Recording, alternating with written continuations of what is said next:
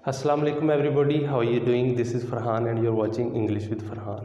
Viewers, पिछली video में हमने फ्यूचर परफेक्ट कॉन्टिन्यूस टेंस का एफर्मेटिव यानी सिंपल सेंटेंस करना सीखा था।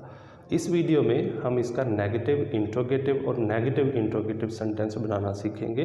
नेगेटिव सेंटेंस में हम नॉट का यूज़ करते हैं। अगर हम फर्स्ट सेंटेंस को देखें कि हम 1 महीने से इंग्लिश सीख रहे होंगे, तो इसमें अब हम क्या करेंगे, हम 1 महीने से इंग्लिश नहीं सीख रहे होंगे, तो नहीं लगाएंगे। अब ये फ्यूचर परफेक्ट कॉन्टिन्यूस टेंस ऐसा टेंस है, वाहिद टेंस है जिसमें हेल्पिंग वर्ब 3 हिस्सों पे मुश्तमिल होता है। इसमें will have been helping verb है, लेकिन कोई भी ऐसा हेल्पिंग वर्ब जो 2 या 2 से ज़्यादा हिस्सों पे मुश्तमिल होता है, जैसे हैज़ बीन, हैव बीन है, हैड बीन है, विल हैव है, और इसी तरह विल हैव बीन है। शल हैव बीन भी वैसे यूज़ करते हैं, लेकिन मॉडर्न इंग्लिश में उसका यूज़, शल का यूज़ ख़त्म हो गया, तो हम विल हैव बीन यूज़ करते हैं। तो विल हैव बीन है। तो जब भी हेल्पिंग वर्ब 2 या 2 से ज़्यादा हिस्सों पे मुश्तमिल होगा, तो हमने क्या करना है, नॉट फर्स्ट पार्ट के बाद लगाना है, यानी विल के बाद नॉट लगाएंगे। तो अब ये होगा, we will not have been learning English for 1 month. तो नेक्स्ट सेंटेंस है, वो मुझे कई दिनों से बेवकूफ़ बना रहा होगा, तो वो बेवकूफ़ नहीं बना रहा होगा, नहीं लगाएंगे। हम नेगेटिव बनाते हुए क्या करेंगे, नॉट लगाएंगे। नॉट आना कहाँ पे है, विल के बाद। He will not have been befooling me for many days. Next sentence को देखते हैं। तुम 2010 से इस कॉलेज में पढ़ा रहे हो, तो तुम 2010 से इस कॉलेज में नहीं पढ़ा रहे हो, तो नहीं लगाएंगे। इंग्लिश में हम क्या करेंगे कि विल के बाद नॉट लगाएंगे, यानी पहला हेल्पिंग वर्ब का पहला हिस्सा जो भी है, अगर एक हिस्से वाला हेल्पिंग वर्ब है तो उसके बाद नॉट आएगा। हम सेंटेंस स्ट्रक्चर में बड़ी डिटेल से डिस्कस कर चुके हैं इसको। और अगर 2 या 2 से ज़्यादा हिस्सों पे मुश्तमिल हेल्पिंग वर्ब है, तो हम क्या करेंगे कि पहले हिस्से के बाद नॉट लगाएंगे। तो you will not have been teaching in this college since 2010। मैं चहलकदमी करता रहा हूँगा, तो नहीं करता रहा हूँगा, नहीं लगाएंगे यहाँ पे। तो नहीं के लिए नॉट कहाँ पे आएगा, विल के बाद। I will not have been strolling.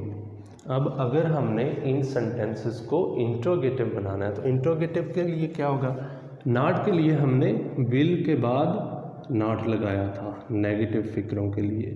तो इंट्रोगेटिव में हमने क्या करना है, विल को ही, यानी हेल्पिंग वर्ब के पहले हिस्से को सब्जेक्ट से पहले लगा देना है। जैसे क्या हम 1 महीने से इंग्लिश सीख रहे होंगे, तो विल को सिर्फ, सारे हेल्पिंग वर्ब को सब्जेक्ट से पहले नहीं लगाना, पहले पार्ट को, विल को।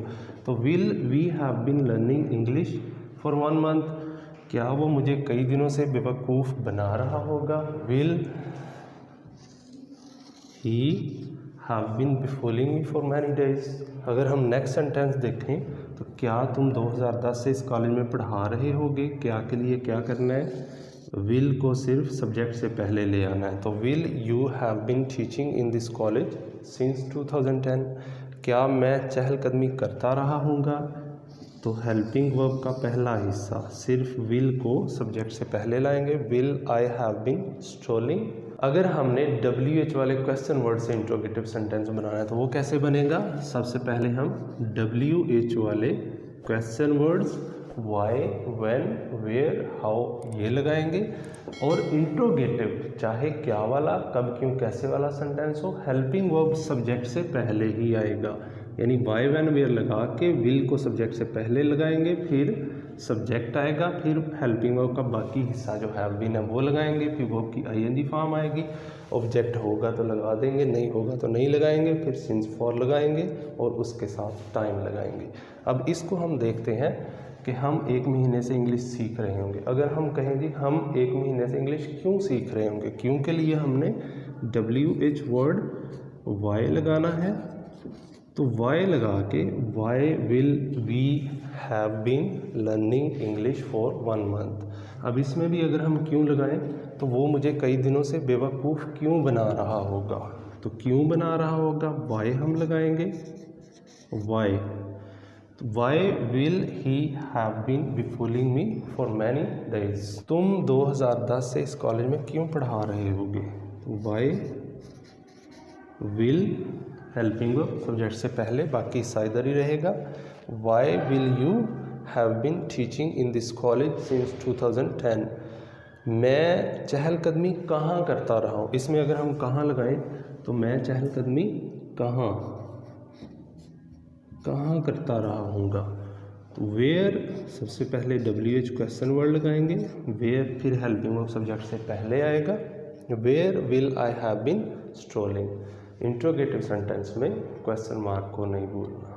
अगर हमने ये देखना हो कि नेगेटिव इंट्रोगेटिव सेंटेंस कैसे बनाना है, उसमें क्या भी और नहीं भी यूज़ होगा, तो क्या के लिए हम हेल्पिंग वर्ब को सब्जेक्ट से पहले लिखेंगे और नॉट अपनी जगह पे ही रहेगा। जैसे फ़र्ज़ करें क्या हम 1 महीने से इंग्लिश नहीं सीख रहे होंगे, तो क्या के लिए हम सिर्फ हेल्पिंग वर्ब को सब्जेक्ट से पहले लगाएंगे। तो विल वी नॉट अपनी जगह पे ही रहेगा।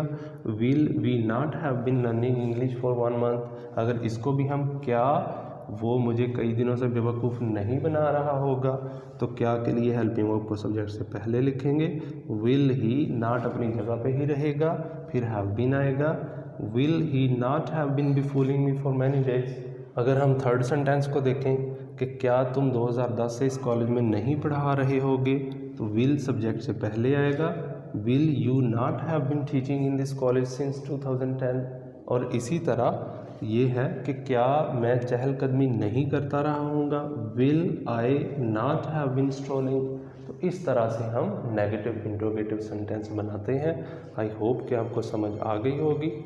तो इस तरह से हम सेंटेंसेस को नेगेटिव इंट्रोगेटिव और नेगेटिव इंट्रोगेटिव या WH क्वेश्चन वर्ड्स वाले जो इंट्रोगेटिव सेंटेंसेस हैं इस तरह बनाते हैं। टेंसेस की हमारी ये लास्ट वीडियो थी। अब नेक्स्ट हम एक्टिव पैसिव सीखेंगे। एक्टिव पैसिव इंशाल्लाह मैं एक ट्रिक के साथ सारे आपके क्लियर करवा दूंगा। उस वीडियो को लाजमी देखना है आपने। This is all what I have today. Keep watching English with Farhan. Thank you.